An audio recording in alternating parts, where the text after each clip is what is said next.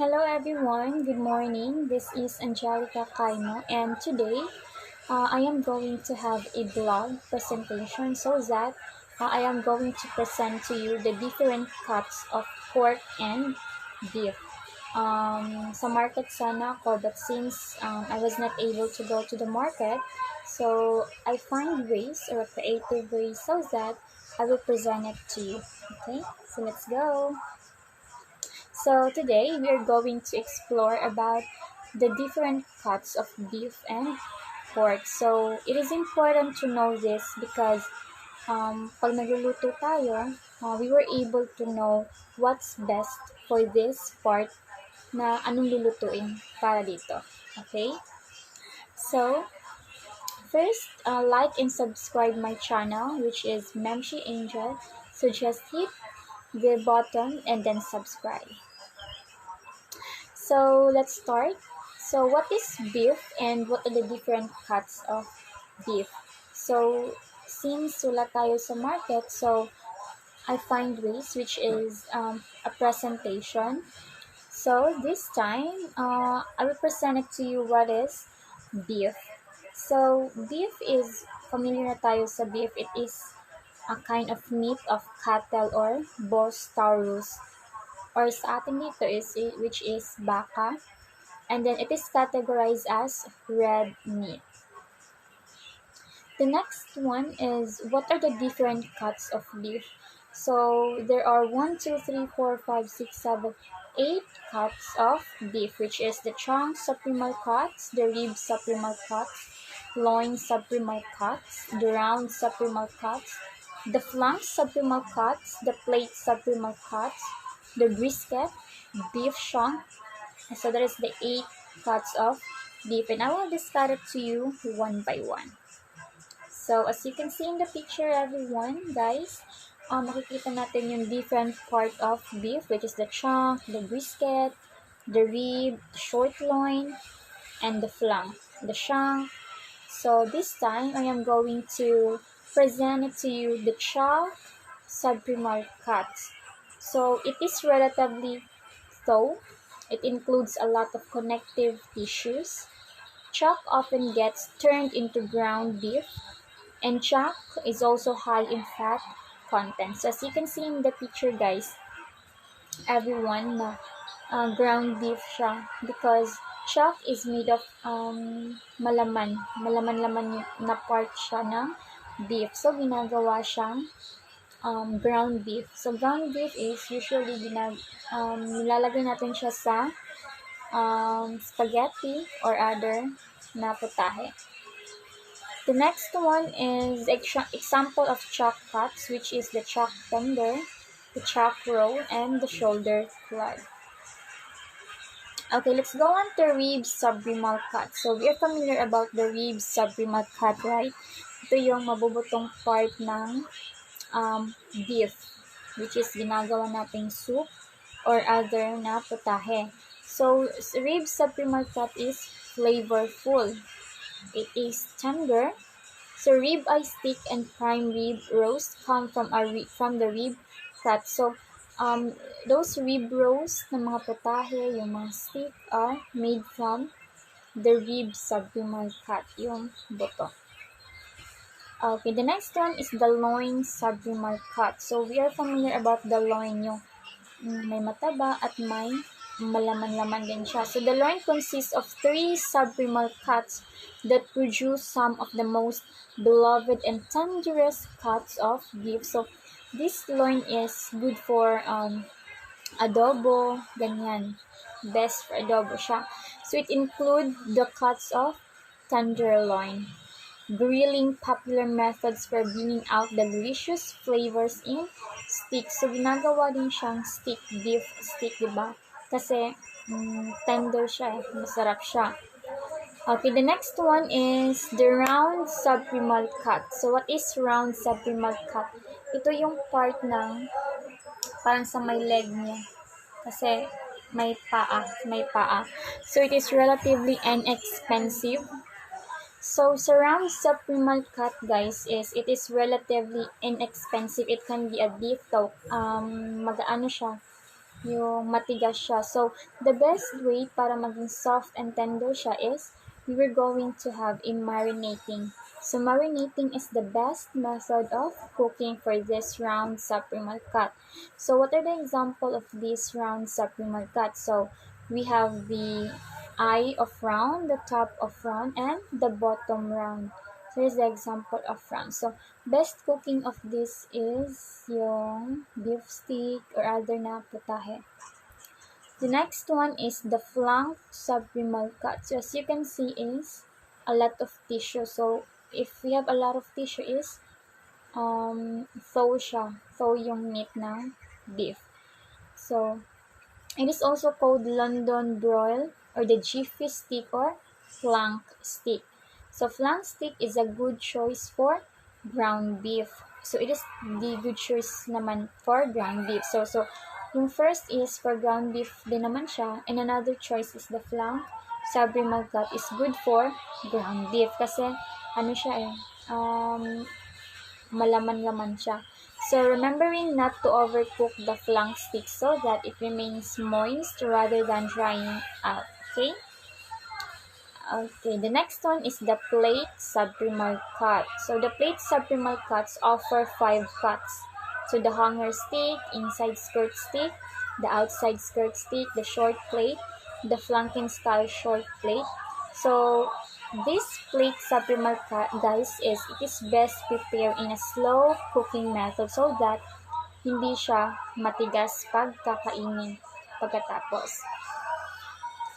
The next one is the brisket subprimal cut. So it is flavorful, but a little bit so since it comes from a muscle that cows often use in their daily life. So this brisket is so meaning gahi siya na part ng beef or matigas siya. So, slow cooking is the best method in cooking brisket. So, slow cooking para maging tender ang brisket. Then, brisket is divided into 2 cuts, which is the flat half and the point half. The next one is the beef shank subprimal cut. So, as you can see the beef shank here, so that's the beef shank. Diba? So, it is sectioned in a leg part of the cow, leg part. It can be so matigas siya. So, the best cooking is low and slow. So, diba, napapansin natin when it comes to thaw part of the beef is a slow cooking lang siya kasi pag high cooking siya is magiging more thaw yung beef or yung laman ng beef. The next one is we're going to discuss ano yung mga nutrients of beef. So, beef protein is highly nutritious and may promote muscles maintenance and growth. So, beef contains varying amount of fat, including the CLA, which has been linked to the health benefits. So, this includes the vitamin B12, the zinc, the selenium, the iron, the niacin, and the vitamin B6. So, remember always that beef is nutritious. The next one is I am going to discuss to you what is pork and what is the different cuts of pork. So pork is the culinary term for meat from the domestic pig.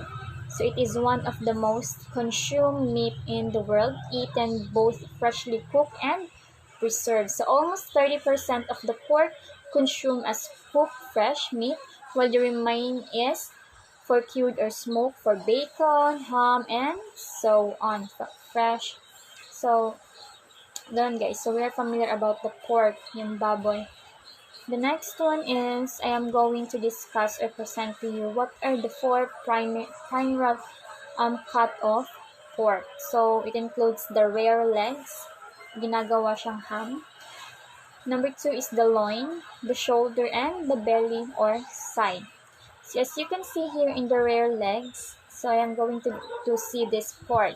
So as you can see in this part, guys, those part ng pork is my head siya, my jaw, my neck, shoulder, back fat, the loin, the ribs, the bacon, the leg ham.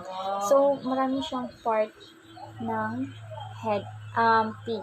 So, that's why most consume yung pig kasi madali at may mga pig din tayo dito sa Pilipinas. Okay, so let's discuss what is the rear leg. So, from the word legs, diba? It comes from a leg, part of the animal. So, it is come from the hip to knee, are often referred to as the ham. So, ginagawang ham yung rear legs kasi tender siya. Okay, the next one is the loin part of the pork. So, the loin part, it is tender, pinaka-soft na part kasi may mataba-taba siya. So, it is the most tender and lean part of the animal. So, pork chop are often came in these areas. As you can see in the picture, it comes from a pork chop, di ba? Ito yung pork chop cut ng pork. Next one is the shoulder cuts. From the word shoulder, so ditong part ng pig. So, cuts from the upper portion of the shoulder are marbled with fat. So, does not mean that shoulder is mabuto-buto, but it has also a fats in this area niya. So, it is ideal for slow and low cooking method, diba? As I said, pag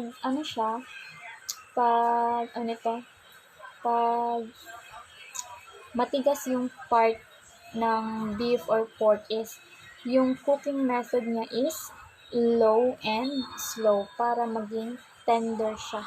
Okay? The next one is the belly or side cut. So this is my favorite cut of the pork kasi may fats, may laman, and it is very delicious when it comes for different kinds of cooking of different na putahe. So, the underside of the pork has the fattiest meat and it is the source for bacon and spare ribs. Diba? Ano yung ginagawang bacon? Okay, so I will also discuss to you the 18 subprimal cuts of the pork. So, we have the shank, the sirloin, the baby back ribs, the rib chop, the loin chop, and so on. So, maraming cuts ng pork. And you can use this for any kinds of cooking, diba? Anong putahe na gusto nyo, diba? So, I have 3 additional pork cuts, diba? So, lahat ng part ng pig is nakakain yun, okay? So, you have the head is used for pork jaw, diba? Part ng head or face din ng pig is kinukuha yung yung skin niya, which is ginagawa nilang mascara yun at best for adobo. Next one is the knuckles, so also known as the hammocks. It is meaty and flavorful. Next one is the trotters, so pig's feet. So trotters is yung pig feet often used for soup. Nagawang sabaw yun. Okay, I will also discuss this nutritional facts and health benefit of the pork. So we need to eat this, di lang yung sobrang marami, because pork also have nutritional facts. So we have, it contains many of the micronutrients like vitamins and minerals. So it will protect muscles and mass, and it also helps cells to grow and function. Okay, so with the help of beef and pork, it helps us to become healthy, strong, and so that we can easily perform our daily tasks in our home, in our work. Diba? So, I hope, guys, na may nalaman kayo for this video. And thank you mga ka-fam. And don't forget to like and share my YouTube channel, which is Mamshi's Angel. Thank you!